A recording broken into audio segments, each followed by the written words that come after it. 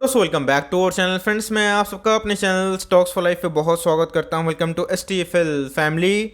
DFL members, global market से एक बहुत बड़ी अपडेट निकल के आ रही है जिसका दोस्तों आपको पता होना बहुत ही इंपॉर्टेंट है। और दोस्तों इस अपडेट की वजह से एक सेक्टर को बहुत ही पॉजिटिव इंपैक्ट पड़ने के चांसेस है। जी हाँ दोस्तों, बहुत दिनों से वेट कर रहा था कि ये न्यूज़ हम लोग को देखने को मिले, तो इसी बीच में दोस्तों एक न्यूज़ आ चुकी है जिसकी वजह से आपको एक सेक्टर आने वाले कल में एक अच्छा खासा उसमें पॉजिटिव इंपैक्ट देखने की उम्मीद है। ऑफकोर्स मार्केट थोड़ा सा वीक है तो वहाँ पे ये वीकनेस में थोड़ा पार्टिसिपेट कर सकता है, लेकिन लॉन्ग टर्म में एज सच उतना कोई इंपैक्ट नहीं पड़ेगा।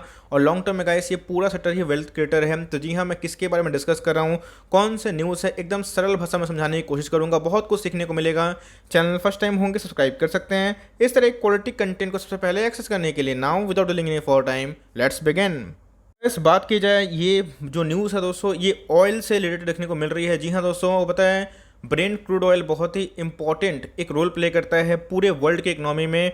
और बताया गया कि ये $74 पर बैरल तक भी जा चुका था, लेकिन अभी की बात की जाए दोस्तों तो ऑयल के प्राइस में काफ़ी ड्रॉप हमें देखने को मिल रहा है। अब दोस्तों जो इसका इम्पैक्ट है आराम से समझने की कोशिश करिए। देखिए, कभी भी दोस्तों मार्केट में इन्फ्लेशन बढ़ता है उसमें बहुत ही हद तक जिम्मेदार ऑयल के प्राइसेस होते हैं। ऑयल के प्राइस बढ़ते हैं तो कि वो पॉकेट से ही पैसे निकलते हैं, पेट्रोल के प्राइस बढ़ते हैं, और जिसके वजह से दोस्तों ये सीधा इम्पैक्ट इंडियन इकोनॉमी को होती है, वर्ल्ड इकोनॉमी को होती है। आपको पता है गाइस कि कोरोना क्रैश में ये जो ब्रेंट क्रूड ऑयल है ये 30 के नीचे, हमें 25 के नीचे देखने को मिल रहा था। उसके बाद दोस्तों हमें एक रिवर्सल देखने को मिला। जैसे जैसे इकोनॉमिक एक्टिविटीज़ ठीक हुई वैसे वैसे हमें सारी चीज़ पटरी पे आते हुए देखने को मिल रही है। लेकिन अगर आप देखें मार्च के बाद दोस्तों कोविड केसेस कंटिन्यूसली बढ़ रहे हैं, तो कोविड केसेस बढ़ रहे हैं तो लॉकडाउन की न्यूज़ आने वाले कल में यूरोपियन कंट्री से आप उम्मीद करके बैठ सकते हैं।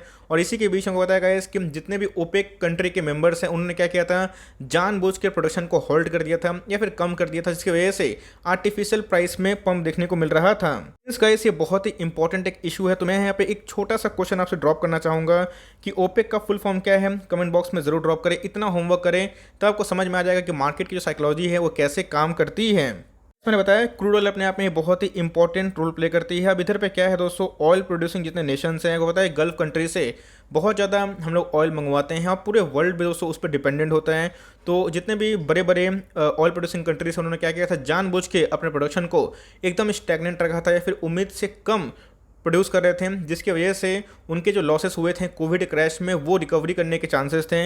लेकिन दोस्तों पूरे वर्ल्ड की इकोनॉमी थोड़ी सी इन्फ्लेशन से जूझ रही थी, जिसकी वजह से पूरे वर्ल्ड के प्रेशर के बाद दोस्तों जितने भी ऑयल प्रोड्यूसिंग कंट्रीज हैं उन्होंने बोला है कि अब वो अपने प्रोडक्शन को बढ़ा सकते हैं। इस प्रोडक्शन अगर बढ़ता है तो जी हाँ दोस्तों ऑयल अवेलेबल होगा। और पता है कि पूरे मार्केट में डिमांड प्लस सप्लाई, इसी का दोस्तों गेम चलता है। डिमांड बढ़ेगा, सप्लाई कम होगी तो ऑफकोर्स वहाँ पे प्राइस बढ़ता है। लेकिन डिमांड अगर वैसे रहती है, फिर डिमांड में कमी आती है और सप्लाई बढ़ता है तो ऑफकोर्स दोस्तों उसमें एक रिलैक्सेशन होता है। तो जी हाँ दोस्तों, ये हमारे पूरे वर्ल्ड इकोनॉमी के लिए बहुत ही अच्छी बात है, इससे इन्फ्लेशन कंट्रोल होता है। लेकिन इसी बीच में ये एक सेक्टर को भी बहुत ज़्यादा प्रभावित करते हैं बताऊंगा। लेकिन ये जो न्यूज़ है इस न्यूज़ का इम्पैक्ट बहुत ही इंपॉर्टेंट होने वाला है। अगर आप देखें ब्रेंट क्रूड के बारे में डिस्कस करें तो $68 पर बैरल आ चुका है। और आज के दिन दोस्तों 6.5% के आसपास, 6.25% के आसपास डिक्लाइन देखने को मिल रही है। जब इकोनॉमिक एक्टिविटी एकदम सही पे होती है तो ऑफकोर्स क्रूड को माना जाता है क्रूड ऑयल का प्राइस बढ़ना मतलब इकोनॉमिक एक्टिविटी लाइन पे आना। इसके पहले कोरोना वायरस की वजह से वो टूट चुका था, लेकिन जैसे जैसे कोरोना वायरस के केसेस में रिलैक्सेशन हुए, लोग घूमना स्टार्ट किए, वहाँ पे दोस्तों क्रूड के प्राइस बहुत बढ़े और पिछले कुछ समय से क्रूड के प्राइस एकदम आउट ऑफ कंट्रोल हो गए थे, जिसकी वजह से भारतीय गवर्नमेंट पे बहुत प्रेशर था और इधर पे पेट्रोल के प्राइसेस बहुत बढ़ रहे थे। लेकिन दोस्तों ये बहुत ही इंपॉर्टेंट है। तो एक नेगेटिव न्यूज़ जो एक सेक्टर को बहुत ही ज़्यादा हॉन्ट कर रहा था गाइस, ये अब थोड़ा सा कंट्रोल में आता हुआ देखने को मिल सकता है। और जी हाँ दोस्तों, अगर ये $65 पर बैरल के नीचे आता है, $64 पर बैरल, तो ये एक बहुत ही इंपॉर्टेंट और अच्छा संकेत माना जाएगा एक पूरे सेक्टर के लिए। सेक्टर कौन सा है? Paint sector. आपको बताया गया इसके पेंट सेक्टर की बात की जाए, एक ऐसा सेक्टर है जो अपने आप में ही बहुत पैसा बनाता है। आप अगर देखें, आप जितनी भी अच्छी कंपनी जो पेंट मैन्युफैक्चर करती है आप उनको ले लीजिए, सब ने पैसे बनाए हैं। अगर आप उस पर टिके हुए रहेंगे तो आपके पैसे बनेंगे ही बनेंगे। लेकिन दोस्तों इसी बीच में ये बहुत ही इंपॉर्टेंट न्यूज़ हो जाती है। तो इसी बीच में ऑल्दो कल के दिन हमें एशियन पेंट के नंबर दिखने वाले हैं, लेकिन मोर लेस नंबर कभी बीट कर पाते हैं या फिर नहीं कर पाते। लेकिन दोस्तों ये कंपनी अपने आप में शानदार है। आज के दिन की बात की जाए तो परफॉर्मेंस में फ्लैट देखने को मिल रहा था।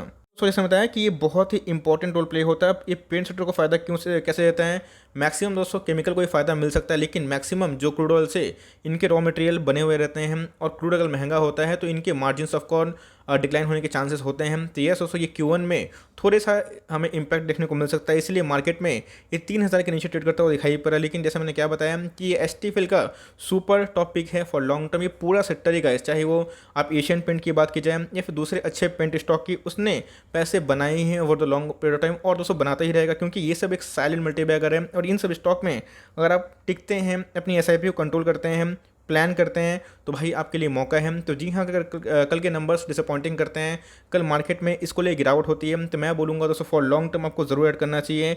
जी हाँ, आप चाहें तो 2950 के आसपास बाइंग कर सकते हैं, कभी गिरता है या फिर कभी दोस्तों 2900 का लेवल तोड़ता है, तो एकदम बाई होना चाहिए। बिकॉज एशियन पेंट्स की बात की जाए, आपने नाम सुना भी होगा, यूज़ भी किया होगा, लेकिन ये सब दोस्तों एक मल्टीबैगर ग्रुप में काम आते हैं।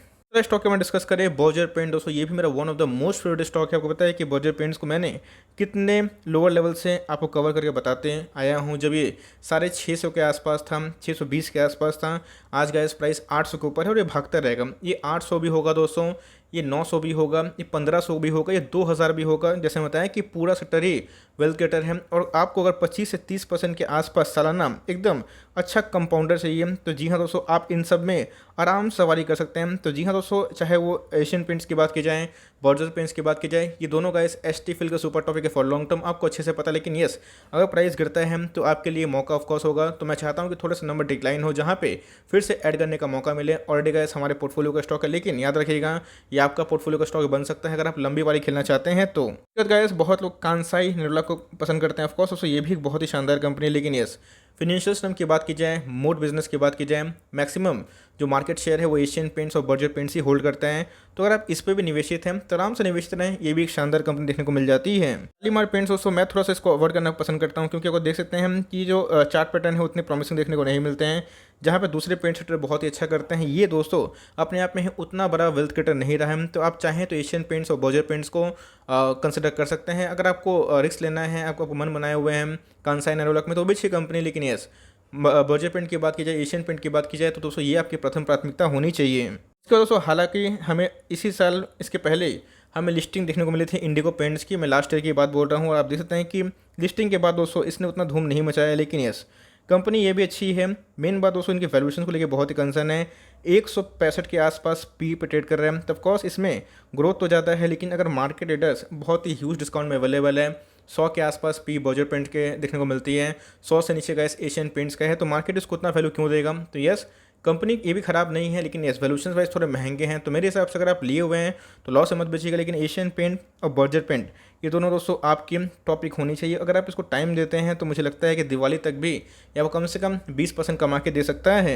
इस पर रिसर्च करें, देखें कौन सी कंपनी आपको अच्छी लगती है। लेकिन यस, जो ग्लोबल मार्केट से न्यूज़ आती है उसको अपडेट करना बहुत ही इंपॉर्टेंट होता है। तो इन सब न्यूज़ से आपको अपडेट रहना है, कि चाहे वो तेल के प्राइस की बात की जाए, डो जोन्स की बात की जाए, या फिर बहुत सारे स्टॉक्स के बारे में डिस्कस करें।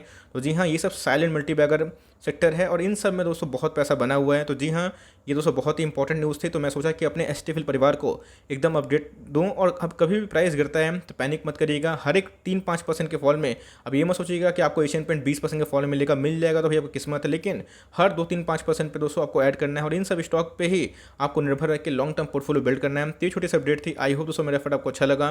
वीडियो चलिए तो लाइक कर दीजिएगा, चैनल फर्स्ट टाइम होंगे तो याद से सब्सक्राइब करना भूलिएगा। फर्दर कोई डाउट है उसको ड्रॉप कर सकते हैं, कोई शो रिव्यू चाहिए उसका नाम ड्रॉप करना भूलिएगा। I would love to make a video on demand guys. मिलते हैं जल्दी ही, तब तक के लिए bye. Thanks for listening friends, God bless you all.